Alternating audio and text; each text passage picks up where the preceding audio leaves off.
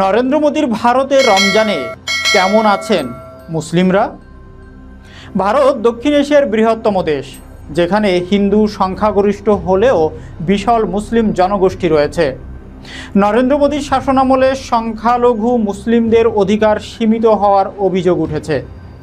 সংশোধিত নাগরিকত্ব আইন অর্থাৎ সিএএ মুসলিম বিরোধী বলে সমালোচিত হয়েছে। অযোধ্যায় রাম মন্দির নির্মিত হয়েছে এবং মুঘল আমলের নানা স্মৃতিচিহ্ন মুছে ফেলার উদ্যোগ নেওয়া হয়েছে।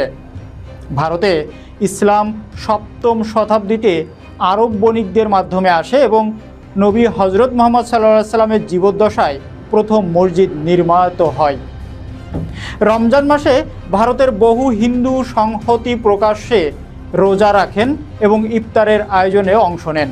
এমনকি তিহার জেলে হিন্দু কয়েদিদের মুসলিম কয়েদিদের সঙ্গে একত্রতা জানিয়ে রোজাও রেখেছেন।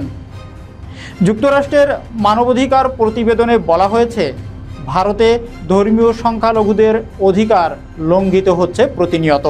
তবে মুসলমানদের জন্য রমজান পালনের পরিবেশ মোটামুটি ভালো। যদিও কর্মস্থলে নামাজ আদায়ে কিছু চ্যালেঞ্জ থাকলেও অনেকেই ছাড় পাচ্ছেন বলে শোনা যাচ্ছে। তবে অধিকাংশ জায়গাতেই এখনও মুসলমানেরা তীব্র নির্যাতনের শিকার হচ্ছে।